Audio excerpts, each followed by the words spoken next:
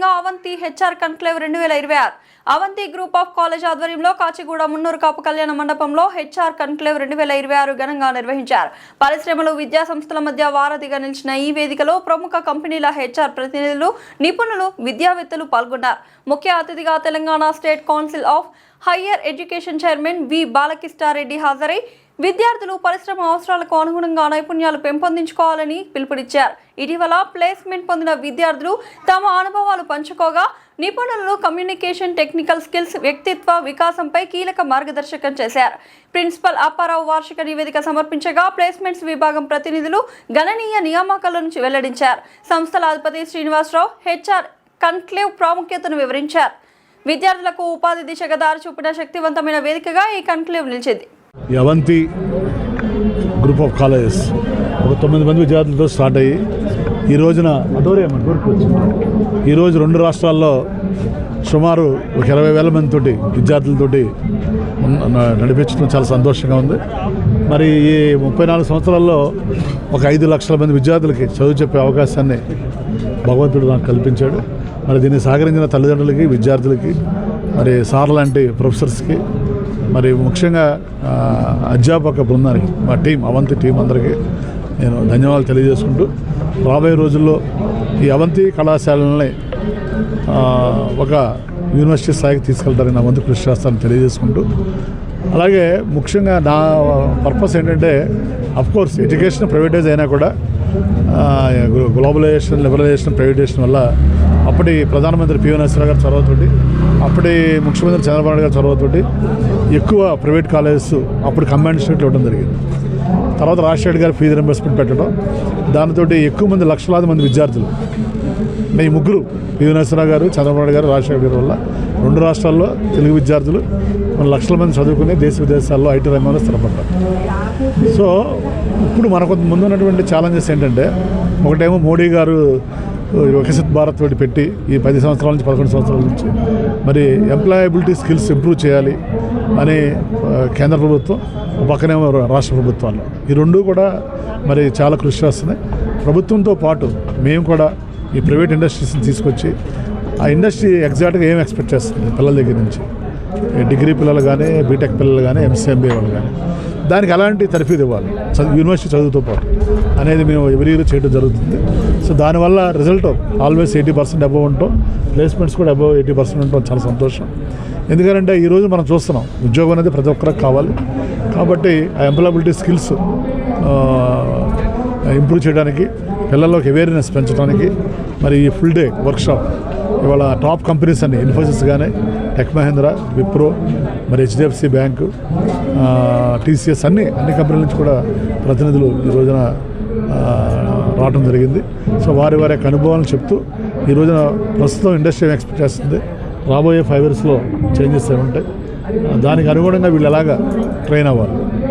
ఆ ట్రైన్ అవ్వాలంటే ఫ్యాకల్టీకి అవేర్నెస్ ఉండాలి, ప్రిన్సిపల్స్కి ఉండాలి, స్టూడెంట్స్కి ఉండాలి. సో ఈ రకంగా వాళ్ళని తర్ఫీదు ఇస్తే తప్పనిసరిగా ఎక్కువ మందికి ఉద్యోగ ఉపాధి అవకాశాలు కల్పించాలి. ఏదో మనం చూసాం, ఒక రాష్ట్రమే ఫామ్ అయింది నీళ్లు, నియామకాలు, నిధుల కోసం. కాబట్టి ఈ రోజున ఎవ్రీ ఇయర్ హైదరాబాద్ అనేది 5th largest city in India. ఇక్కడ ఒక 4-5 లక్షల మందికి ఉద్యోగ అవకాశాలు కల్పించే అవకాశం ఉంది ఇక్కడ. మరి అన్నీ ప్రభుత్వం చేయాలంటే అవ్వదు. సో ప్రైవేటు సంస్థలు కూడా దీనిలో భాగస్వామ్యం అభివృద్ధిలో తప్పనిసరిగా ఎక్కువ మందికి మన అవంతి కళాశాల నుంచి వెళ్ళే విద్యార్థులందరికీ మ్యాక్సిమం ఎంప్లాయ్మెంట్ కల్పించాలనే దిశగా ఎలాంటి లాభాపేక్ష లేకుండా దీన్ని చేయడం జరుగుతుంది. దానికి మా పెద్దలు బాలకృష్ణారెడ్డి గారు ఆల్మోస్ట్ 1.5 years సార్ వచ్చిన దగ్గర నుంచి, సో వారి లీడర్షిప్లో తెలంగాణ స్టేట్లో మరి వారు ఏ కార్యక్రమం పెట్టినా పిల్లలు రావటం, బ్లెస్ చేయటం. వాళ్ళు ఎందుకంటే NALSAR university professor, very noble professor, very down person. ఆయన is highly committed for the development of the state of Telangana and higher education Telangana. Thank you very much sir Balakrishna Reddy గారు. Under our leadership, under our CM sir leadership, definitely we will rise to your expectations. డెఫినెట్గా మా తరపున కూడా మేము ఏం చేయాలో చేసి ఎక్కువ మంది విద్యార్థులకి ఉపాధి కల్పించడానికి తప్పనిసరిగా కృషి చేస్తాం. దానికి కూడా మాకు సహకరిస్తున్నటువంటి మీడియా మిత్రులకు కూడా ధన్యవాదాలు తెలియజేసుకుంటూ సెలవు తీసుకుంటాం. సో సార్ గుడ్ ఆఫ్టర్నూన్ అండి అందరికీ. ఈరోజు నేను ఈ యొక్క అవంతి గ్రూప్ ఆఫ్ ఇన్స్టిట్యూషన్స్ వాళ్ళు ఈ యొక్క హెచ్ఆర్ కాంక్లేవ్ అని చెప్పి హెచ్ఆర్ కాంక్లేవ్ నిర్వహించడం జరిగింది. వాళ్ళ యొక్క డిగ్రీ మరియు పీజీ స్టూడెంట్స్కు సంబంధించినటువంటి ఈ యొక్క హెచ్ఆర్ కాంక్లేవ్లో ఈరోజు HR leaders like Mahindra company నుంచి, విప్రో నుంచి, ఇలా అన్ని ఫేమస్ కంపెనీ నుంచి హెచ్ఆర్ మేనేజర్స్ని తీసుకొచ్చి ఇక్కడ వాళ్లకు ఎలా హెచ్ఆర్ యొక్క నిటిగిటీస్ ఏంది, హెచ్ఆర్లో నిష్ణాతులు అంటే మనకు జాబులు రావాలంటే ఎలాంటి నైపుణ్యం ఉండాలి, ఎలాంటి డిస్కషన్ హోల్ ఒక రోజు ఈరోజు వాళ్ళ హెచ్ఆర్ లీడర్స్తో వీళ్ళకి ఇంటరాక్షన్ పెట్టించి స్టూడెంట్స్కు జాబ్ వచ్చేటువంటి ప్రాసెస్ ఏమి హడ్డిల్స్ ఉన్నాయి, వాళ్ళని ఎలా ఓవర్కమ్ చేయాలి, ఇంకా జాబులు రావాలంటే ఎలాంటి సిలబస్ కావాలి, లేకుంటే ఎలాంటి ఎడ్యుకేషన్ ఇవ్వాలనేటువంటి దాని మీద ఆల్మోస్ట్ మేధో మదనం అనుకోండి ఈరోజు ఒకరోజు. కాబట్టి ఈ యొక్క Avanti group of institutions particularly chairman గారు శ్రీనివాస్ గారికి మరొకసారి ఇలాంటి ఇనిషియేటివ్స్ తీసుకొని పిల్లలకు మంచి ప్లేస్మెంట్. ఈరోజు మీకు అందరికీ తెలుసు జాబ్ అనేది ఒక ముఖ్యం, జాబులు రావట్లేదు అనేది ఒకటి ఉన్నది. కాబట్టి అట్లాంటిది తొలగించడం కొరకు వీలైనంత వరకు ఎక్కువ మందికి జాబ్ తీసుకురావాలనేటువంటి ఆయన ప్రయత్నంలో ఇలాంటి హెచ్ఆర్ కాంక్లేవ్స్ లాస్ట్ టైం చేశాడు, ఈసారి కూడా చేసి ఇంకా చేయాలని, వీలైనంత వరకు స్టూడెంట్స్కు చక్కని జాబ్స్ వచ్చేటువంటి ప్రయత్నం చేయాలని కూడా వాళ్ళని మళ్ళీ ఒకసారి నేను అడగడం జరుగుతుంది.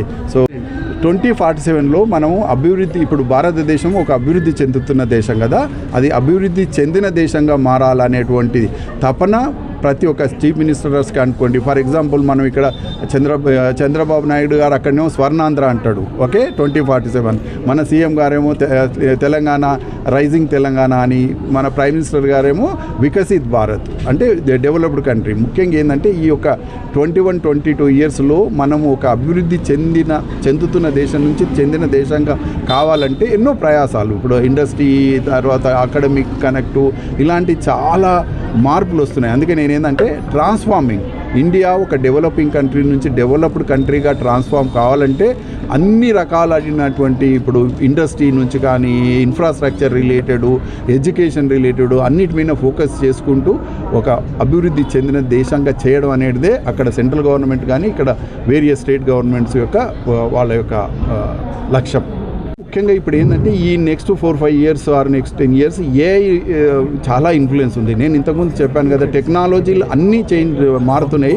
ముఖ్యంగా ఇప్పుడు ఏంటంటే ఏఐ యుగం అంటారు, ఏఐ శకం అంటారు, ఏఐ ఎరా అంటారు. కాబట్టి ఏఐ అనేది చాలా ఇన్ఫ్లుయెన్స్ చేయబోతున్నది. ఏఐ ప్రతి ఒక్క ఇండస్ట్రీ, ప్రతి ఒక్క ఇండివిజువల్తో కనెక్ట్ అయి ఉంది. అయితే ఒకటి ఏఐ గురించి ఏంటంటే టెక్నాలజీ భయాలు కూడా చాలా ఉన్నాయి. ఏఐ వచ్చి అందరినీ రీప్లేస్ చేస్తుంది అనేది కొంతవరకు అది ఉన్నా కానీ ఒకటే నా మెసేజ్ ఏంటంటే ఎప్పుడు కూడా టెక్నాలజీని మనం కంట్రోల్ చేయాలి.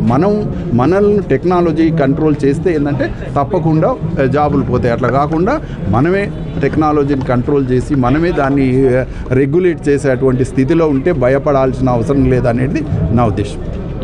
Thank you.